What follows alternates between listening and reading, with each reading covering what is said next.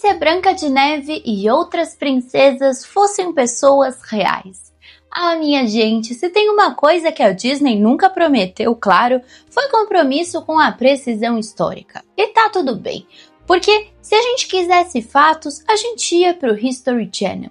E não para um musical com ratinhos costureiros, sereias que trocam a voz por um homem, ou uma princesa que é amiga íntima de uma árvore mágica e canta pra floresta. Mas e se a gente resolvesse espiar por trás do véu encantado? Tipo, se essas princesas tivessem vivido de verdade, como elas seriam? Oi, coroados e curiosos, eu sou a Steph. E hoje, já que estamos na onda do novo filme live action da Branca de Neve, que já chegou com polêmicas, debates sobre representatividade e, claro, os bons e velhos surtos na internet, eu decidi trazer para vocês um chá especialíssimo, os paralelos entre as princesas Disney e mulheres reais da época. Porque se existe uma coisa que dá mais pano pra manga do que uma fada madrinha, é uma vida de gente da realeza. Spoiler, elas não cantavam com passarinhos, mas algumas conspiravam, governavam impérios, casavam por interesse ou por necessidade mesmo e tiveram vidas tão ou mais surpreendentes que as versões animadas. Enfim, imagina trocar o sapatinho de cristal por um sapato desconfortável do século XVIII, com salto torto e cheio de mofo. Ou então viver trancado em uma torre sem Wi-Fi, sem skincare e com pombo-correio como único meio de comunicação. Glamour só nas pinturas a óleo, e olhe lá. Então, fica comigo até o fim, porque além de descobrir quem foi Branca de Neve, versão século XVI, Ariel, versão rainha da Dinamarca, sem concha no sutiã, sinto muito, e Jasmine, por exemplo, com poder político real, literalmente, a gente vai entender o que separa um conto de fadas de só um caso de família nobre com escândalo público. Pega o bule, coloca açúcar ou veneno, dependendo da sua preferência, e vamos começar esse chá. Então, vamos começar com a Branca de Neve, primeira princesa da Disney. Ela foi inspirada num conto popular alemão dos irmãos Grimm dentro de um livro de 1812 chamado Contos de Fada para Crianças e o Lar. Então foi com ela que tudo começou. A princesa original, a rainha-mãe das princesas Disney, aquela que abriu caminho para gerações de moças com cinturas impossíveis e resistência a veneno. Branca de Neve chegou aos cinemas em 1937 com lábios vermelhos, voz angelical e 7 colegas de quarto nada convencionais. Mas a sua origem é bem menos adocicada do que parece. Os Grimm eram 2 irmãos que, se fossem influencers hoje, viveriam postando reels de histórias sombrias com legendas tipo "Não tente isso em casa". O livro de 1812, em que ela aparece pela primeira vez, é um compilado de folclore que até faria a madrasta da Branca pensar 2 vezes antes de fazer o mal. O castelo do filme tem estilo bávaro, e a floresta com montanhas ao redor da Casa dos Anões lembra muito a Floresta Negra, ambos locais que hoje fazem parte da Alemanha, mas que na época pertenciam ao Sacro Império Romano Germânico. E o figurino? Aquela manga pufante da Branca e o look gótico da madrasta não tá tão mal quanto estilosa, sugerem um clima bem século XVI.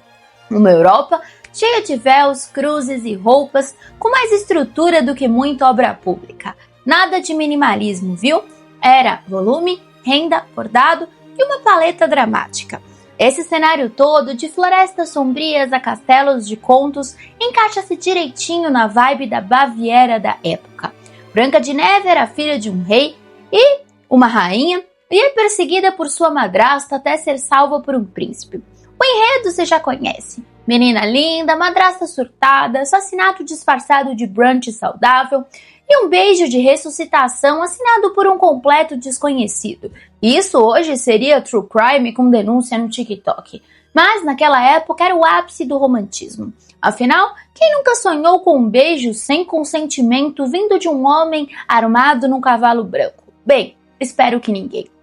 Na vida real, quem mais se aproxima de Branca de Neve é Maria Ana de Baviera, filha de Alberto V, duque da Baviera. Embora não tenha tido madrasta, nem convivido com anões e não tenha sido envenenada com maçã, ela era uma cantora talentosa e tocava instrumentos, já que ela foi criada numa corte onde música era quase religião. Então, Maria Ana sempre esteve rodeada de corais. E será que ela mesma cantava? Provavelmente. Afinal, a Baviera no século XVI era tipo a Viena da música sacra. Mas e o príncipe? Maria Ana da Baviera teve um relacionamento feliz com seu príncipe encantado, que no caso era seu tio, o arquiduque Charles II da Áustria, irmão mais novo do imperador Fernando I. E não se assuste com o tio, eles eram Habsburgos. Então, se você já viu meus vídeos sobre eles, sabe que se casar entre família era mais comum que peru em ceia de Natal. E, se você acha que a princesa real ficou só na função de esposa, se prepara. Mariana da Baviera e o arquiduque Charles tiveram 15 filhos, incluindo ninguém menos que Fernando II, futuro imperador do Sacro Império Romano, e 2 filhas que viraram rainhas de países diferentes. Isso que é maternidade multitarefa. Além disso, ela não era só religiosa. Ela era uma das vozes femininas mais ativas na contra-reforma religiosa. Enquanto a Europa entrava em ebulição com Lutero e suas 95 teses, a Maria Ana estava lá, firme, financiando escolas católicas, apoiando os jesuítas e garantindo que a fé romana continuasse estampada nos vitrais. Uma mulher que usava o terço como ferramenta política e funcionava. Agora, sobre o estilo. Esquece os vestidinhos. Maria Ana vestia preto, não só por tristeza, mas porque preto era o novo ouro entre católicas nobres da época. A diferença, o dela, vinha com bordados de luxo, rendas caríssimas e joias que gritavam "minha fé é cara". Mas atenção, ela não morreu em um convento como dizem por aí. Maria Ana faleceu aos 56 anos em Graz e foi enterrada com as honras da realeza Habsburgo. Nada de torre encantada. Com certeza, coroas de verdade. Outras fontes sugerem que ela possa ter sido inspirada em Margareta von Waldeck, uma nobre alemã do século XVI. Ela nasceu em 1533, filha do conde Philipp IV de Walberg-Wudden e da condessa Margareta von Osfriede, ou seja, a nobreza por todos os lados. Desde pequena, Margareta viveu cercada de luxo, intrigas políticas e uma quantidade desconfortável de expectativas sobre quem ela devia se casar. Clássico, né? Nada de diferente. Mas o que torna a história dela especial não é só o sangue azul, e sim o enredo. Margareta tinha uma beleza em comum, daquelas que faziam os embaixadores fofocarem em cartas e pretendentes babarem de longe. Aos 16 anos, ela foi enviada para viver em Bruxelas, que na época também fazia parte do Império Habsburgo e era um verdadeiro ninho de cobras com coroa. E aí que vem o plot twist. Margareta atraiu a atenção do futuro rei da Espanha, o Felipe II. Sim, o mesmo que mais tarde se casaria com muitas rainhas e que eu contei lá no vídeo dessa semana. Dizem que ele ficou encantado por ela. Mas claro, a ideia de um casamento entre eles causou muito alvoroço político. Ela não era nobre o suficiente para os padrões de um rei espanhol. E adivinha quem também nem ficou feliz com a crescente popularidade da moça? Alguns dizem que a madrasta, outros membros da própria corte do Felipe, que viam nela uma ameaça. Então, a Margareta simplesmente adoeceu, rápido e de forma misteriosa. Aos 21 anos ela morreu e os rumores começaram. Envenenamento? Alguém queria tirar ela do caminho? Talvez por ciúmes, talvez por política, talvez só porque na corte era normal ter esse tipo de tragédia. A verdade nunca foi provada, mas os boatos ficaram. E onde tem boato bom, tem história se transformando em lenda. Agora, o detalhe que faz os cabelos arrepiarem. O pai da Margareta administrava uma mina de cobre em Waldeck, onde trabalhavam crianças anãs ou com deformidades físicas exploradas em condições brutais. Imagine esse cenário real, sombrio e sujo, sendo transformado anos depois nos 7 anões trabalhadores e felizes. Pois é, tem historiador que aponta que os irmãos Grimm, ao coletarem lendas alemãs do século XIX, podem ter ouvido ecos desse caso real e transformado essa tragédia em conto de fadas, só que com um final feliz e maçã envenenada incluída. Enfim, agora bora servir o segundo chá quente dessa tarde real. Cinderela. Pega o sapatinho de cristal ou boleto de aluguel, se preferir, porque o que vem aí é conto de fadas com geopolítica, moda, casamento por interesse e uma imperatriz que gostava de quebrar protocolos com muita pose. Se a Cinderela fosse real, talvez o sapatinho não fosse de cristal, mas sim de cetim bordado, pago em 10 vezes sem juros, para caber na versão da nobreza falida. A versão da Disney de 1950 é baseada no conto que Charles Perrault publicou em 1697. Aquele francês cheio de imaginação e um pouquinho de moral, sabe? Ele foi responsável também por adicionar ao conto clássico detalhes como a fada madrinha, o vestido mágico e o acessório mais icônico da história da moda infantil, um sapato de vidro. Mas vamos combinar, totalmente impraticável. Só que a versão animada da Disney mistura tudo. O conto do século XVII, mas o figurino parece do século XIX, com vestidos rodados, cinturas de ampulheta e aquele arzinho de romance vitoriano. Ou seja, uma confusão de épocas, como se tivessem jogado Jane Austen, Maria Antonieta e uma costureira do século XXI numa sala e dito se virem. E olha que o live action de 2015 conseguiu ir além. A madrasta tem penteado dos anos 30, as irmãs usam estampas de Pinterest barroco e o vestido da Cinderela parece um cupcake de gala. Fato é, fidelidade histórica foi substituída por um desfile de referências que não combinam, mas funcionam. Enquanto isso, no mundo real, a França estava longe de ser um reino encantado. Teve revolução, guilhotina, queda da monarquia, império, república, outro império e mais uma república. E foi nesse vai e volta político que surgiu um personagem perfeito para o nosso conto, Napoleão III, sobrinho daquele Napoleão. Ele também virou imperador e em 1852 entra em cena nossa Cinderela a carne e osso, Eugênia de Montijo. Ela era nobre, sim, mas não tinha sangue real. Filha de um conde espanhol, ela e a irmã ficaram numa situação meio delicada depois que o pai morreu. A irmã herdou a maior parte da fortuna e a Eugênia ficou com carisma, inteligência e um plano bem traçado. Enquanto a Espanha enfrentava instabilidades políticas, a mãe delas decidiu que era hora de investir no networking certo e levou as filhas para serem educadas nos melhores colégios da Europa, Paris, Londres e até Suíça. Então, aos 23 anos, num baile imperial, ela conheceu Napoleão III, que estava em busca de uma esposa com presença, mas sem títulos demais para atrapalhar o ego dele enorme. Os dois trocaram olhares, conversaram sobre política, arte e provavelmente guerra.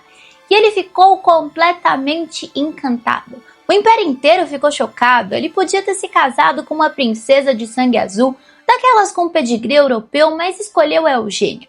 E como todo bom escândalo social, teve quem torcesse o nariz. Mas ele bancou a decisão. Casou com ela e ainda mandou um recado. Ou com ela ou com ninguém. Sério, o imperador dizendo isso em pleno século XIX. Curti.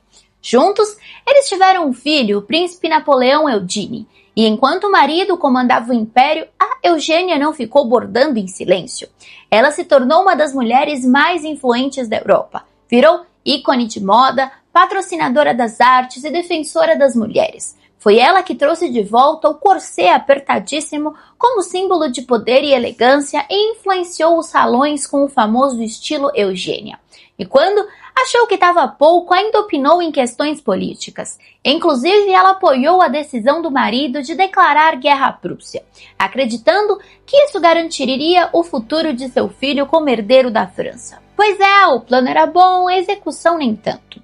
A guerra de Napoleão III foi um desastre. A França perdeu, o império caiu e Eugênia Montijo, a imperatriz fashionista, virou exilada política em tempo recorde. Ela fugiu para a Inglaterra com o filho, levando o essencial: algumas joias, documentos e vários vestidos dignos de editorial de moda.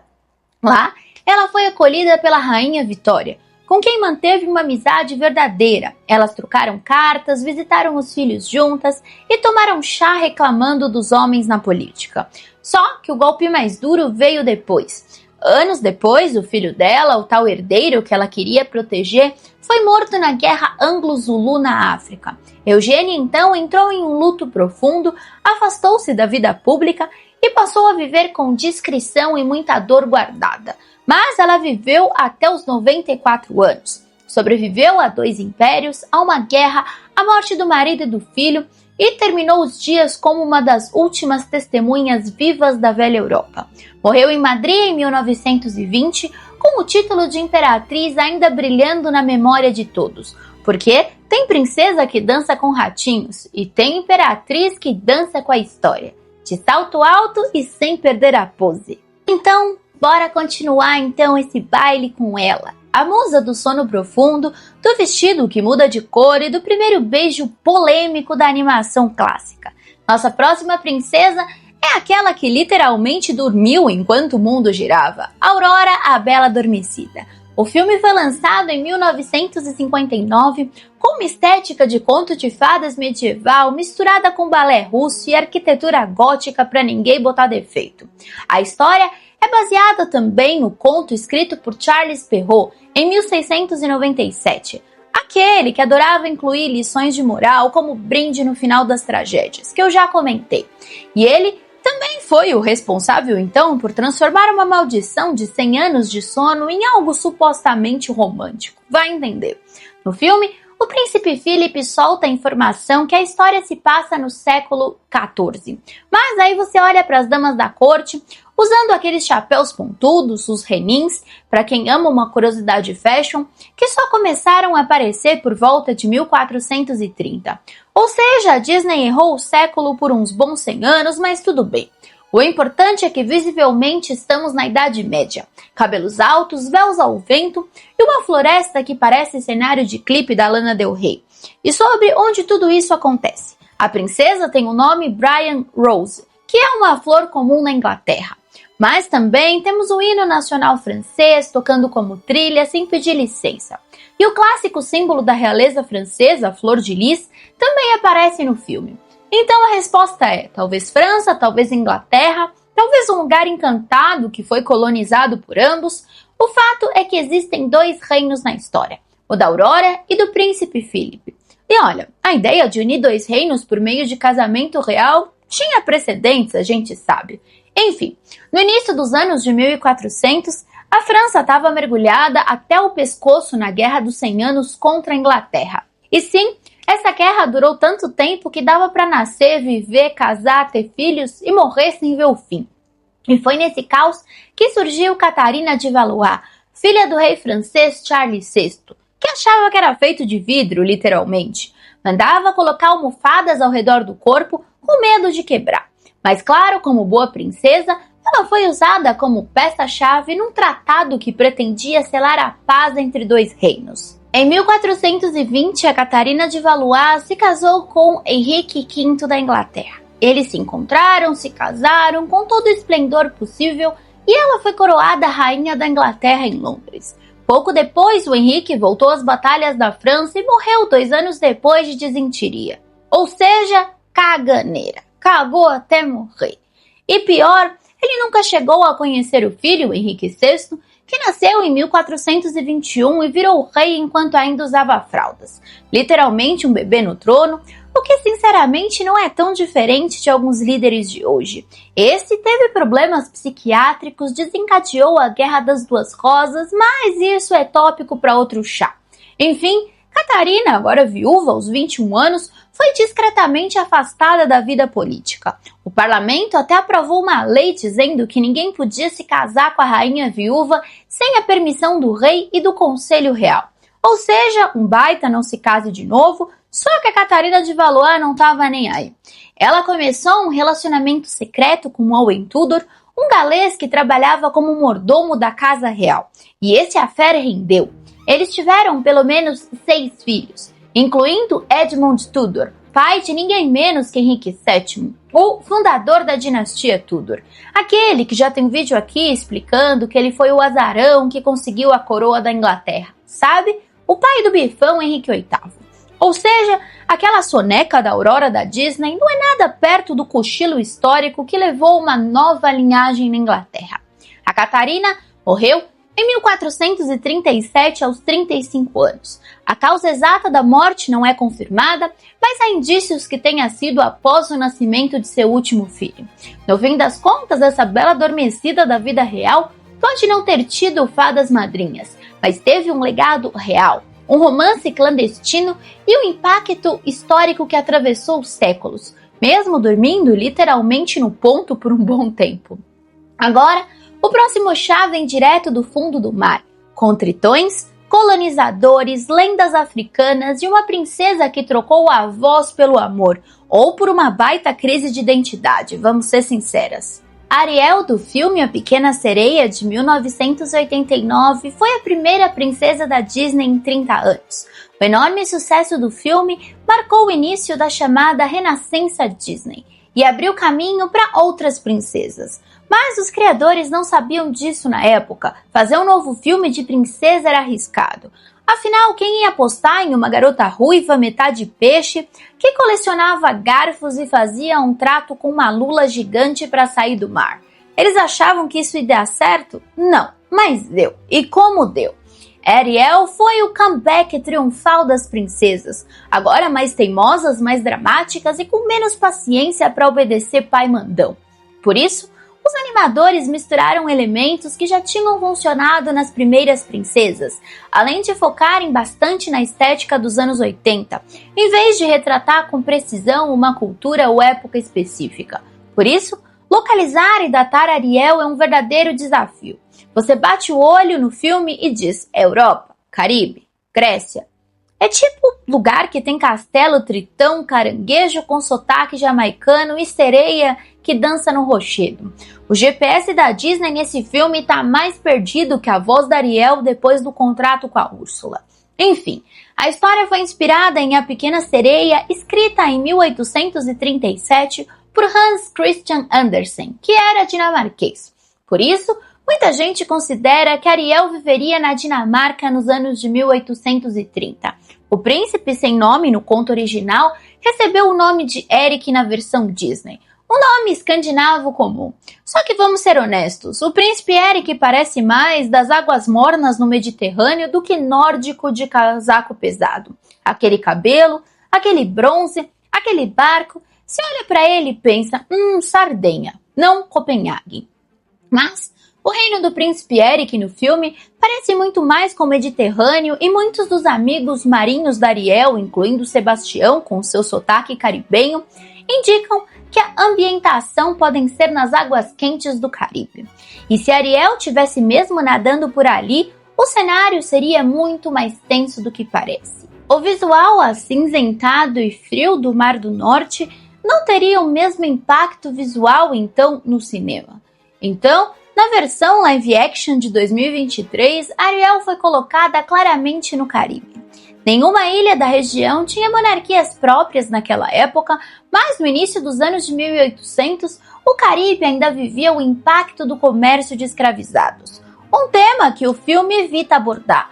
E faz sentido, né? Imagina a Úrsula surgindo no fundo do mar para cantar Pobres Almas Infelizes, enquanto navios negreiros cruzam o horizonte. A fantasia parece escolher suas lutas, mas isso não impede a gente de olhar para o contexto e pensar, e se Ariel fosse real? A verdade é que a história real nem sempre é um bom cenário para filmes infantis de fantasia.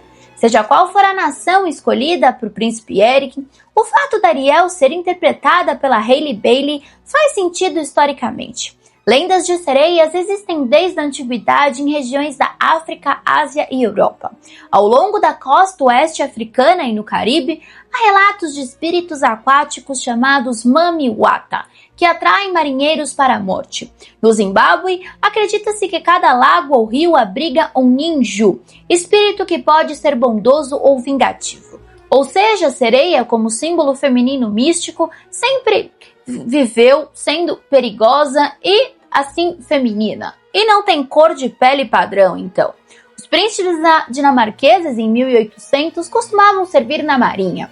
E nessas viagens, conheciam pessoas de diferentes culturas e ouviam essas histórias sobre sereias do mar. E olha, imagina, depois de meses cruzando o oceano em navios apertados, o cérebro estava tão desidratado que imagina você escutar: eu vi uma sereia. Claro que metade do navio já estava jurando ver uma cauda balançando. Enfim, se a gente imaginar que o filme original de 1989 se passa mesmo na Dinamarca de 1830, a princesa mais próxima seria Luisa de Hesse-Kassel. Ela nasceu em 1817, filha de um príncipe alemão e de uma princesa dinamarquesa. Ela se casou com Cristiano, príncipe da Dinamarca, e ninguém apostava muito no casal. Afinal, ele era um nobre de uma linhagem menor, mas anos depois ele virou Cristiano IX. E a Luísa virou rainha consorte. E aí, meu amigo, só foi ladeira acima, no bom sentido. Um comentário adicional aqui é que a Luísa era parente próxima do rei Frederico VI da Dinamarca, que não teve filhos homens.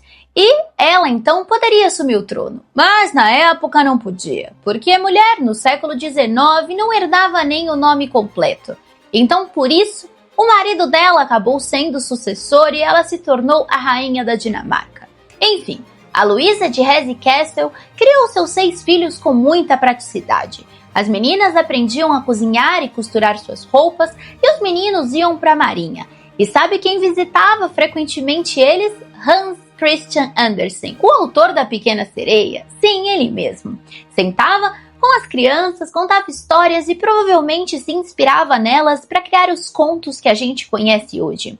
A Luísa também providenciou aulas de natação para as filhas, que na época era uma revolução. Afinal, mocinha bem criada devia saber bordar, mas nadar nem pensar. Mas a Luísa era prática. Com tantos filhos e um pé em cada trono europeu, ela precisava que todo mundo soubesse literalmente boiar nessa vida. E talvez por isso tenha se tornado a sogra da Europa, casando suas filhas com futuros reis da Inglaterra, da Rússia e da Noruega, e vendo seus netos espalhados pelas cortes do continente, como glitter de sereia no fundo do mar. Ela morreu em 1898, aos 81 anos, tendo testemunhado mudanças políticas, revoluções, nascimentos e coroações. Pode não ter cantado parte do seu mundo, mas ajudou a moldar metade dele.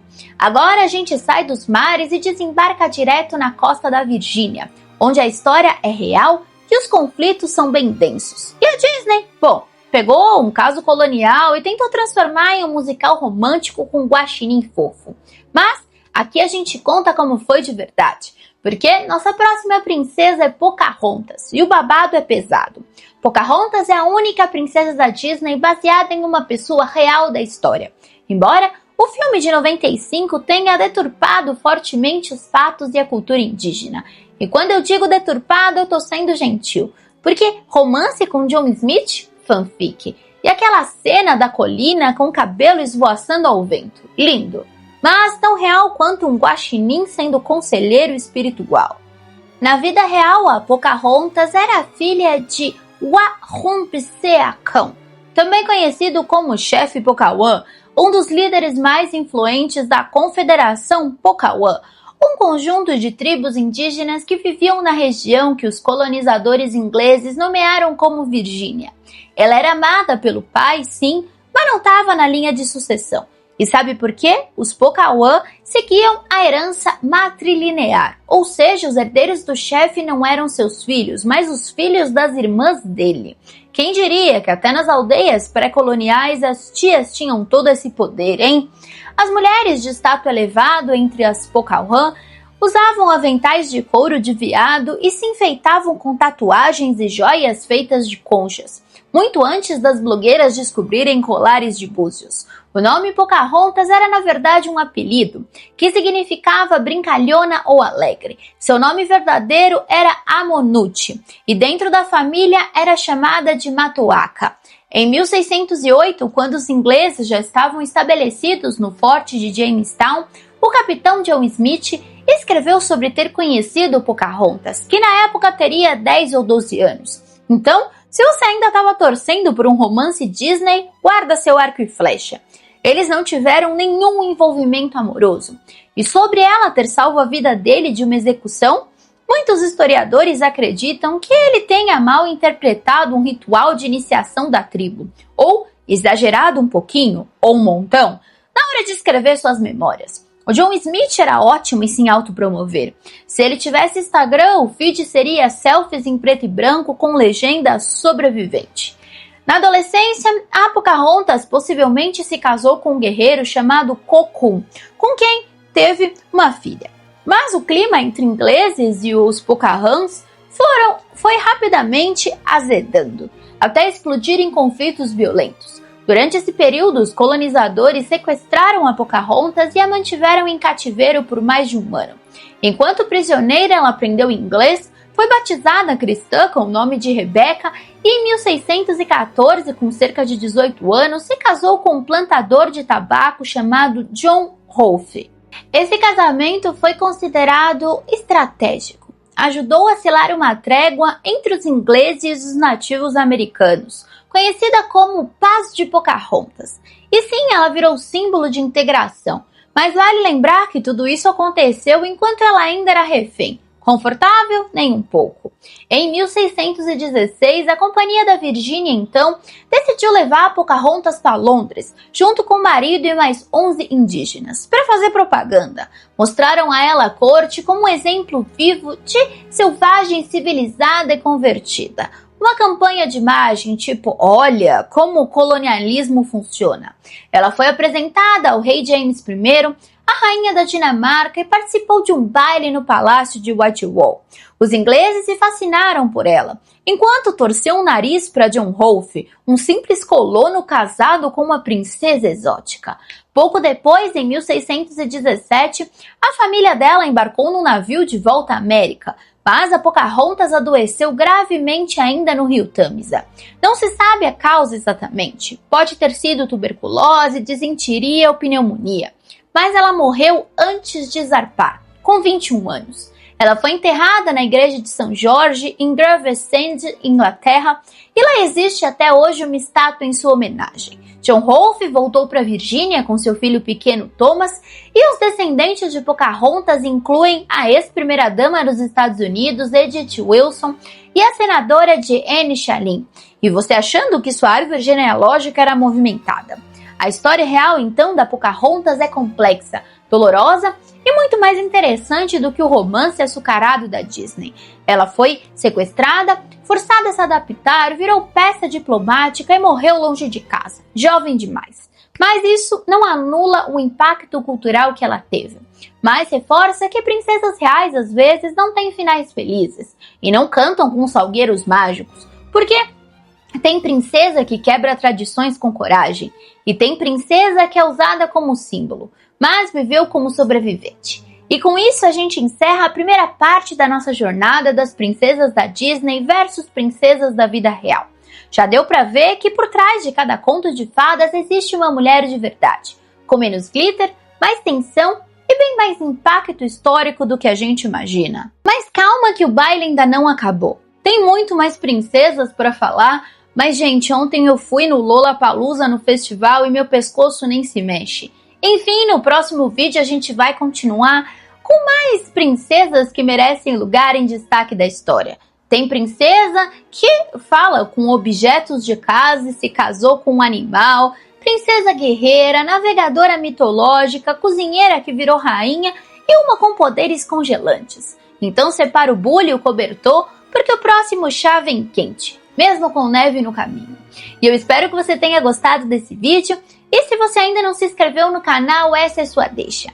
Aqui o cafezinho nunca esfria e as intrigas da história são sempre servidas quentinhas para você. Temos vídeos novos todos os dias às 8 horas da noite. Um beijo e eu te vejo amanhã para mais um Stefflix. Ah, e uma última observação. Essa é a minha ideia de personagens históricos baseados nas princesas. Como eu disse, minha ideia. Então, assim, é claro que as pessoas podem ter ideias diferentes. A Disney nunca disse, e nem os contadores dos contos, em quem eles se inspiravam. Então, gente, opinião é diferente para cada um. Não enchem o saco. Um beijo!